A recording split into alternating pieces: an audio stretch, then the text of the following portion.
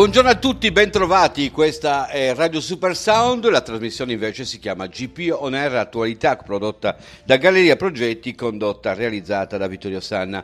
Buongiorno a tutti, argomenti d'attualità quindi, e purtroppo tra gli argomenti d'attualità c'è anche la scomparsa di un grande maestro, Ennio Morricone, che peraltro a Cagliari è legatissimo perché ha avuto la laurea honoris causa, è legatissimo alla Sardegna e lo scopriremo attraverso uno dei legami più profondi, quello con uno dei suoi musicisti, Simone Pittau, che si è formato proprio seguendo le impronte del maestro. Ci parlerà lui di quello che era Ennio Morricone e di quello che rimarrà per sempre eterno di Ennio Morricone. Proseguiremo con una bella recensione di un libro di Roberta Lai di GP Report. Roberta è veramente molto brava a pitturarci il profilo di questo libro e a trovare quelli che sono gli spunti per una lettura sotto l'ombrellone che possa far sorridere ma che possa portare anche tanta positività. Sarà un libro quindi da acquistare subito dopo, perché come li presenta Roberta finiscono per piacerti, anche se poi si dovessero rivelare diversamente da come lei li presenta. Lei ama la lettura, quindi difficilmente trova qualcosa di sbagliato, ma in questo caso veramente da come è stato pitturato sembra essere veramente una bellissima lettura. E continueremo andando a visitare un sindaco dell'interno che avevamo già visitato nel periodo della pandemia, stavolta per riconoscere al suo centro un qualcosa di positivo. È un paese che legge Isili e Luca Piliani, il sindaco, ci parlerà di questo e delle altre cose che stanno rinascendo dopo la pandemia, pian piano, anche con la speranza che ci possa essere un incremento delle presenze in termini di turismo estivo in una zona interna e di attività culturali che possono fare da traino in questo senso. Argomenti tra poco che tratteremo su GP On Air Attualità, quindi non cambiate canale, state con noi.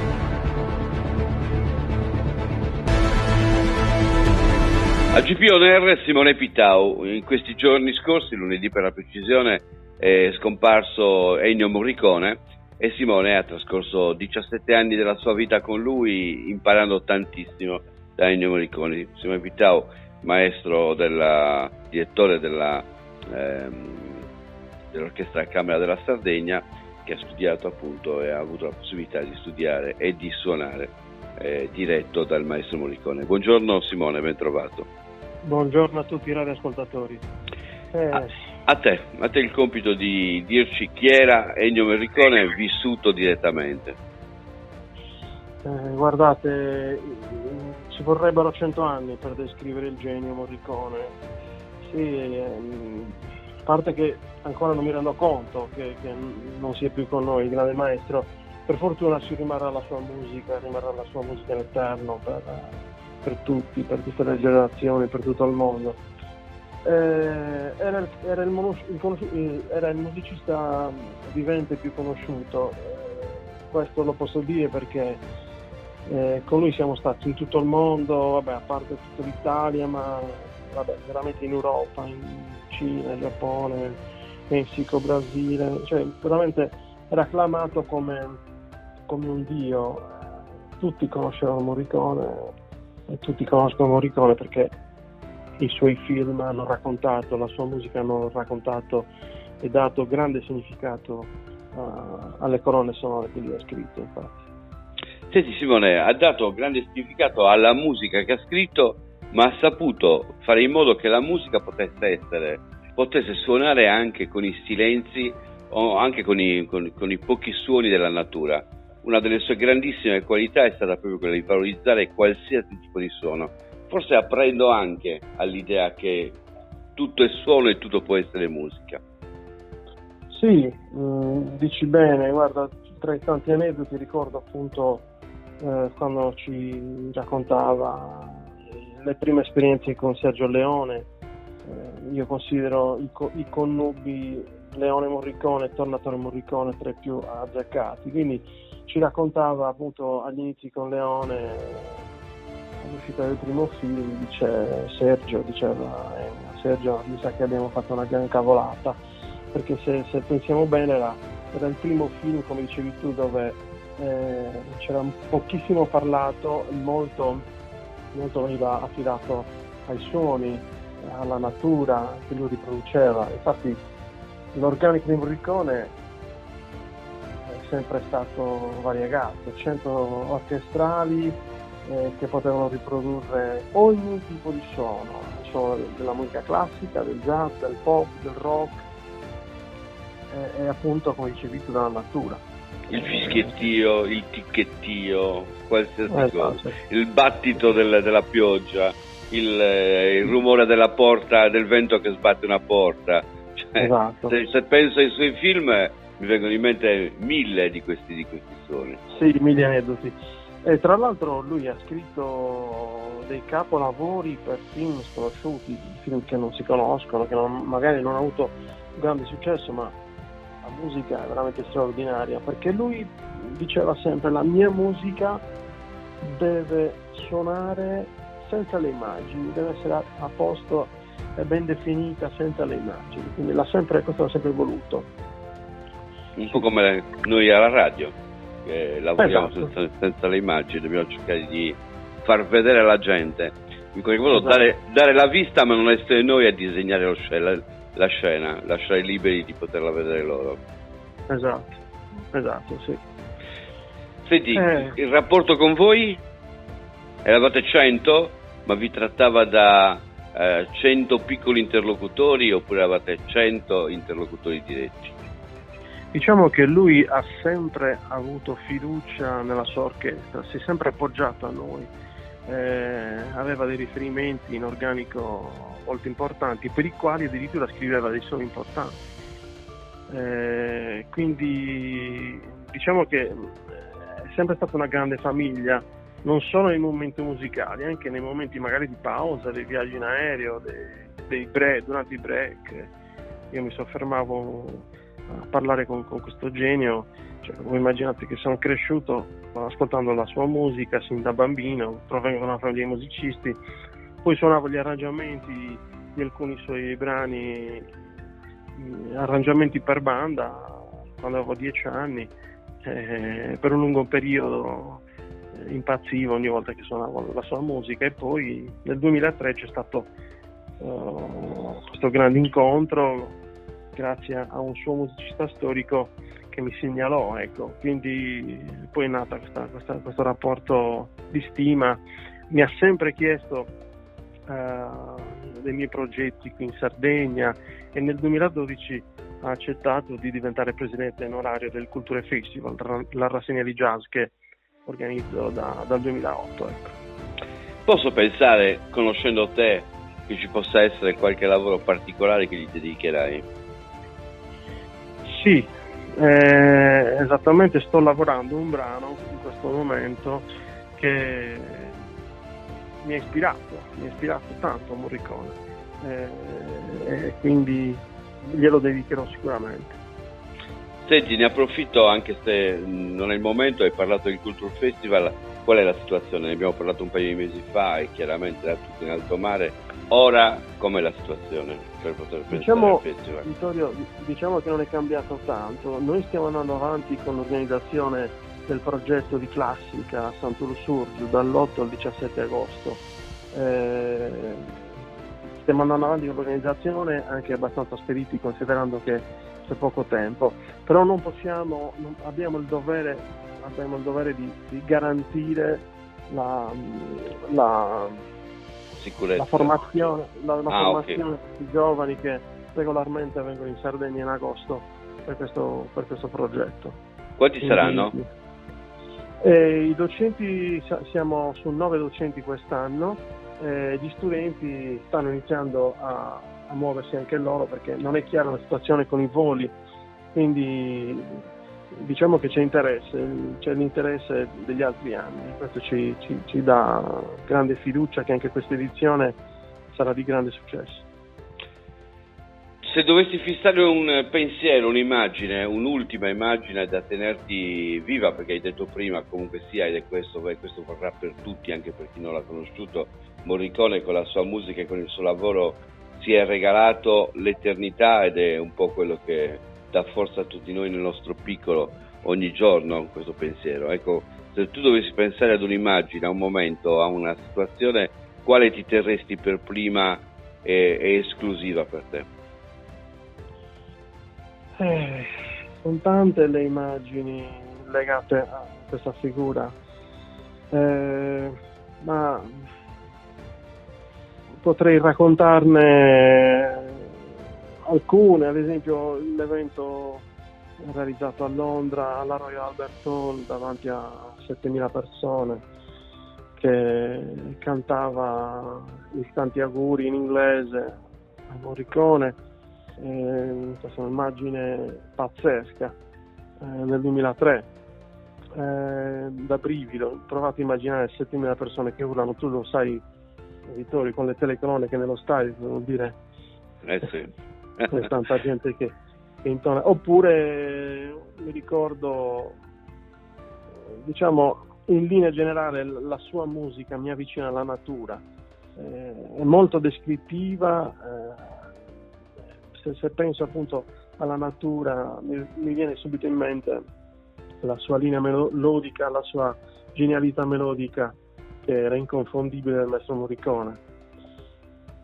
Perfetto Simone, niente, sentiamo più avanti magari per il festival e per il corso per i giovani a Santo Lussurgiu nel prossimo mese di agosto. Noi andremo avanti con la nostra attualità, sapendo che per te è stata una perdita. Chiaramente ti arrivi anche le nostre condoglianze, perché comunque sia alla fine si diventa parenti delle persone con cui si lavora. Sì, ma chiudo dicendo che la sua grandezza si è riscontrata anche nello scritto che ha lasciato. Ha chiesto di fare i funerali privati per non disturbare nessuno. Quindi facciamoci un'idea. Bene, grazie Simone del tuo intervento, grazie. Grazie a voi e a prestissimo, buona giornata.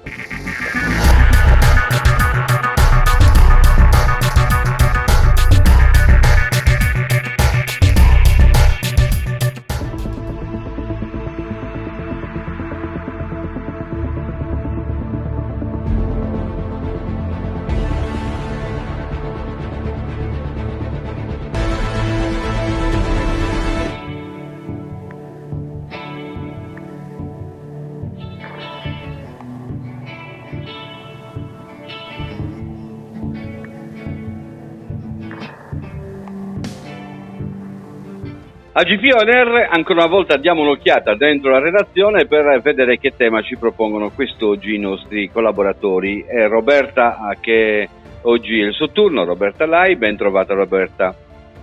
Ciao Vittorio, ciao a tutti. Cosa ci proponi oggi? Allora, oggi ho pensato di proporre a te, ma soprattutto ai nostri ascoltatori, un libro molto leggero, che nella sua semplicità fa riflettere, soprattutto dopo il momento che abbiamo passato, dopo il lockdown. Parlo di Momenti di trascurabile felicità di Francesco Piccolo, da cui l'anno scorso è stato tratto anche un film. Prima di iniziare a raccontarvi cosa penso di questo libro, vorrei porre una domanda agli ascoltatori per stimolare un po' la loro riflessione. Una domanda a cui poi ognuno risponderà. Risponderai tu? Vabbè, vuoi rispondere tu? Vediamo un po'. Allora, possono esistere momenti di felicità trascurabili? E allora come possiamo chiamare quei piaceri intensi e volatili che caratterizzano le nostre giornate, accendendo nei minuti come fiammiferi nel buio? Secondo me sì, i momenti di felicità trascurabili, quelli che ormai non non noti più fanno parte della cosiddetta serenità, secondo me, cioè nel senso che non sono momenti particolari che cogli siano dei momenti di particolare gioia, ma sono momenti di serenità, appunto, di piacevole, momenti piacevoli che però fanno parte ormai della routine. Ok, allora vediamo se riesco a farti cambiare idea, magari dopo la mia recensione. Allora, per quanto mi riguarda, io mi sento di smentire il titolo, perché per me non è affatto trascurabile la felicità che ci possono regalare delle cose apparentemente inutili, ma che per noi in un preciso momento sembrano il massimo.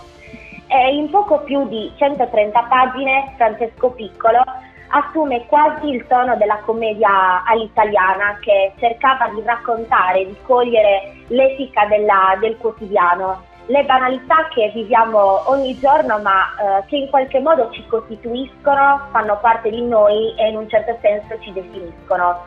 Lo scrittore che ha trasformato questo suo pamphlet, se così lo si può definire viste le sue dimensioni ridotte, ci mostra in maniera ammiccante e sorniona, con ironia ma anche con un pizzico di perfidia, le infinite situazioni in cui può annidarsi la felicità. C'è chi per esempio trova soddisfazione nell'indovinare la risposta giusta in un quiz alla TV, pur sapendo che il premio non andrà sicuramente nelle sue mani. C'è chi trova gioia nel sentirsi cercato la sera tardi per un come stai o per una semplice buonanotte da una persona a cui si tiene. C'è chi trova felicità nel guardare il tempo meteorologico giorno dopo giorno. Bene, se oggi c'è sole posso stendere il bucato che ho fatto, mentre se piove posso stare ad oziare sul divano. Ma Francesco Piccolo cita anche altre cose, cita anche la bellezza di perdersi in ragionamenti completamente inutili e il feroce piacere che probabilmente accomuna tutti noi quando alla salita di un bus vediamo l'unico posto libero, riusciamo a conquistarlo e poi ci giriamo e vediamo gli altri viaggiatori che sono saliti insieme a noi, non hanno preso il posto e quindi non possono fare altro che guardarci con invidia. Quindi, se è vero che la felicità è inafferrabile e sfuggente, allora per poterne godere appieno dobbiamo coglierla quando questa si manifesta improvvisamente. D'altronde io penso che non è un caso che le cose più belle siano sempre quelle inaspettate, quelle che magari ti capitano quando un giorno sei giù di morale e poi alla fine riescono inevitabilmente a strapparti un sorriso.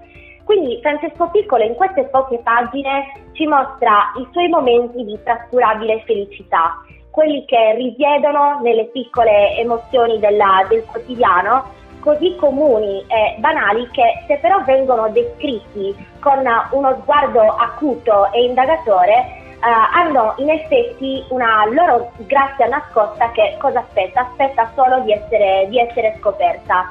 Questo libro è una sorta di viaggio, soprattutto mentale, penso, almeno io l'ho visto così, alla scoperta di quella sostanza che si c'era dietro l'apparenza del gesto scontato, della frase detta, dei luoghi comuni che ogni giorno costellano la nostra vita e che forse visti con uno sguardo diverso, forse un po' più consapevole, non sono solo più noiosa ripetitività, ma sono momenti vissuti e quindi degni di essere considerati come tali. E ricollegandomi a quanto ho detto prima, ho detto che questo libro è perfetto da leggere dopo il periodo che abbiamo vissuto. Dico davvero che dopo un periodo buio mi viene in mente che una piccola trascurabile felicità che prima così presi dai ritmi frenetici delle nostre vite ritenevamo davvero scontata, ma proprio scontata con la S maiuscola, ma che poi piano piano, quando l'abbiamo persa, l'abbiamo desiderata e l'abbiamo riassaporata gradualmente, abbiamo capito quanto sia davvero importante per noi. E ovviamente sto parlando della normalità, nell'essere normali, nel condurre la vita che avevamo lasciato. Quindi è assolutamente una lettura scorrevole, emerge una capacità descrittiva acutissima, emerge anche la sensazione di un malessere di fondo che fa parte del nostro vivere del quotidiano, se non siamo in grado di cogliere ciò che di bello ci viene offerto anche dai gesti e dalle situazioni più scontate, quelle che davvero mettiamo da parte perché tanto chi se ne frega. Per concludere volevo dire, aspetta un attimo, devo dirti l'ultima cosa. Non ti interrompo. Va bene, l'ultima cosa tanto, che tra i tanti momenti descritti da Francesco Piccolo, io ovviamente in quanto divoratrice di libri non posso che condividere insieme a lui la felicità provata per la prima e l'ultima pagina di un libro che segna l'inizio di un'avventura e l'inizio di un'avventura per poi iniziarne una nuova. Brava Roberta, bravissima, mi hai fatto venire un po' in mente tutta una serie di cose. Intanto mi è fatto venire un viaggio in Africa, quando si dice che quando tu fai un viaggio in Africa o in paesi di questo tipo riassapori il gusto per le piccole cose. Ecco, in questo libro, senza viaggiare in Africa, ma viaggiando anche nelle nostre strade, mi pare di aver capito che mi ha incuriosito molto, l'autore è capace di trovare quelle piccole cose che ti possono dare soddisfazione e che ti possono far felice. L'altra cosa, pensando al personaggio, mi è venuto in mente un personaggio, un attore un personaggio cinematografico particolarmente simpatico, che sembra quasi stupido, ma che stupido alla fine non è, e che ride e sorride, si compiace delle cose banali. Mr. Bean. Cioè, ho pensato a lui quando sale sul pullman e praticamente trova il posto, poi guarda gli altri compiaciuto mentre gli altri stanno in piedi. Era proprio pitturato per lui. Forse dobbiamo essere un po' il Mr. Bean della situazione nella vita.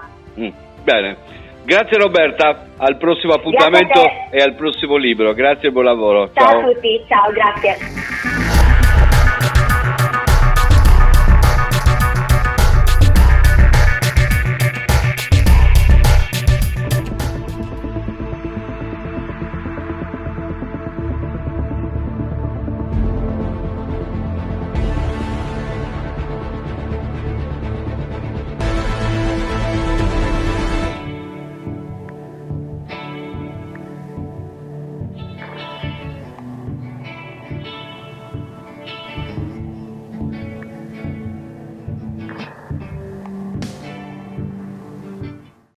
Bene, abbiamo sentito la nostra Roberta Lai, GP Report, che è intervenuta e ci ha presentato molto bene questo bellissimo libro. Voi direte, ma com'è che una ragazza così giovane si divora i libri e lo fa con tanta passione? Viene da Easily che è stata premiata, guarda caso, come città che legge. E a questo proposito, visto che abbiamo chiamato i sindaci solamente per parlare di disgrazie in questi ultimi 3 mesi, ho pensato di chiamare Luca Pilia, il sindaco di Easily, per parlare anche di qualcosa di bello. Ecco, Easily, città che legge. Un bel riconoscimento, sindaco, buongiorno. Sì, buongiorno Vittorio. Sì, un bel riconoscimento per la nostra cittadina e per la nostra comunità. Easily si è sempre distinto nel settore culturale, abbiamo un bellissimo sistema bibliotecario del Sarcidano e della Barbagia di Siulo, molto attivo grazie anche alla bravura dei nostri operatori.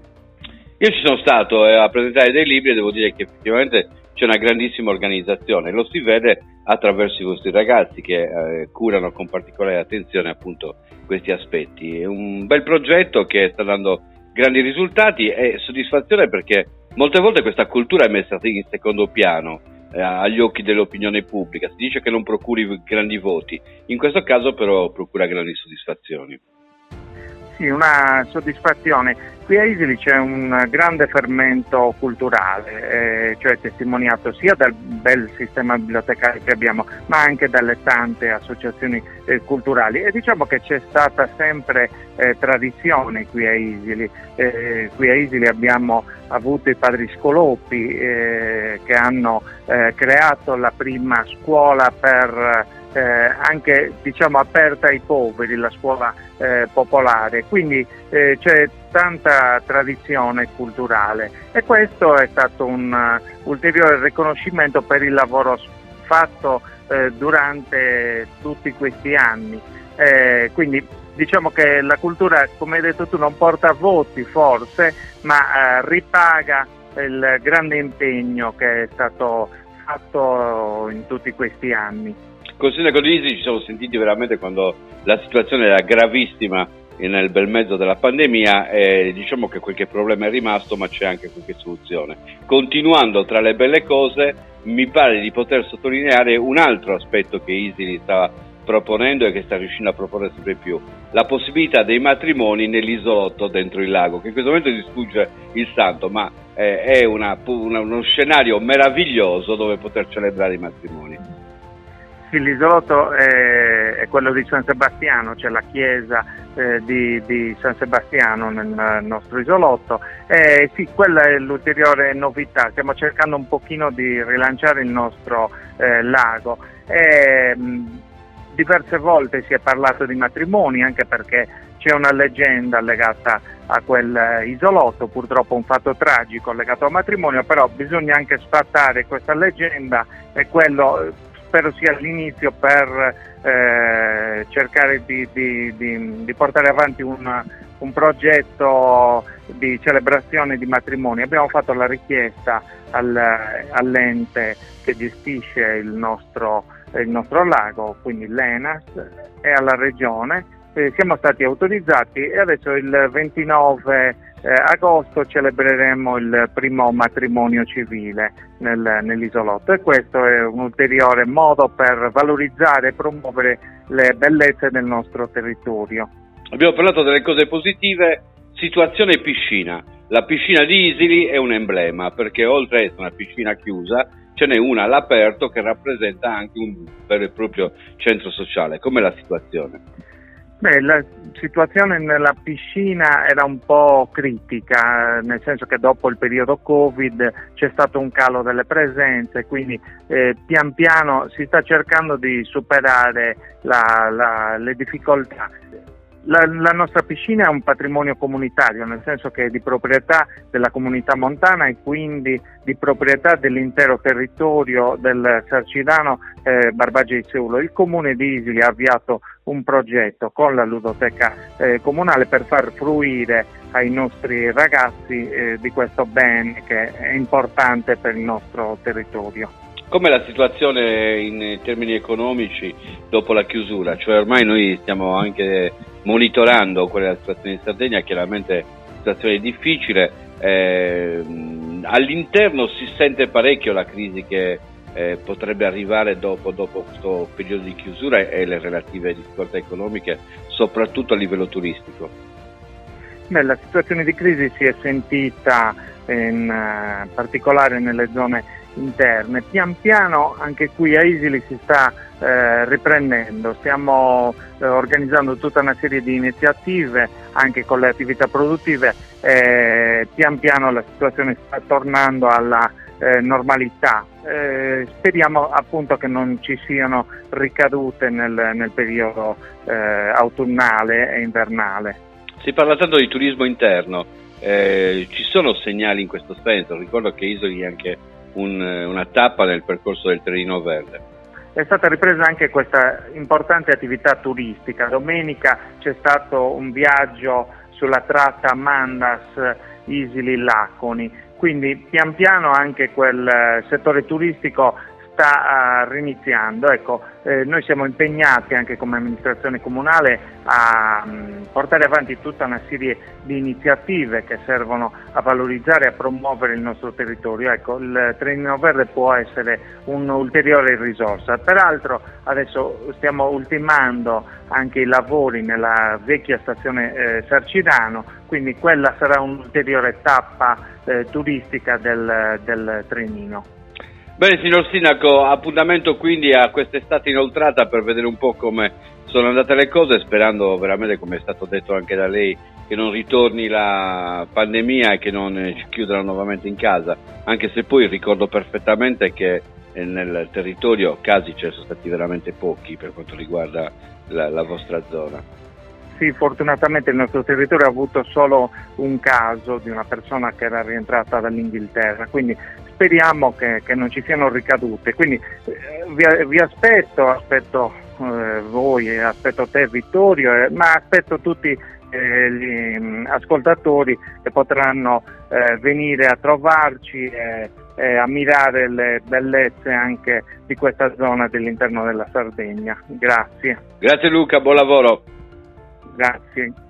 È tutto anche per oggi per GP On Air Attualità, speriamo di avervi tenuto compagnia, abbiamo fatto un bel viaggio dentro il mondo della cultura, dentro il mondo e l'attualità che stiamo vivendo in questi giorni e ci torneremo ancora venerdì alle ore 12. Grazie a tutti, buon proseguimento di giornata.